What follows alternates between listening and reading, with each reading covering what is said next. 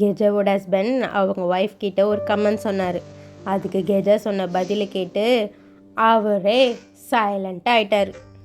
கெஜாவோட husband office விட்டு டயர்டாக வந்து உட்காந்துட்டு இருந்தார். அப்போ கெஜா அவருக்கு ஒரு காஃபி எடுத்துகிட்டு வந்து கொடுத்தாங்க.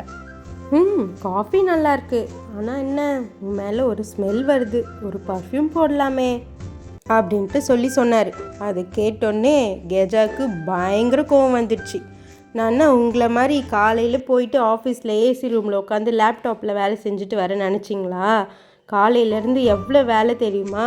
வீடை க்ளீன் பண்ணணும், சமைக்கணும், பாப்பாவை பார்த்துக்கணும், துணி துவைக்கணும். இவ்வளோ வேலையை செஞ்சால் ஸ்மெல் வரதான் செய்யும் அப்படின்ட்டு கோவமாக சொன்னாங்க.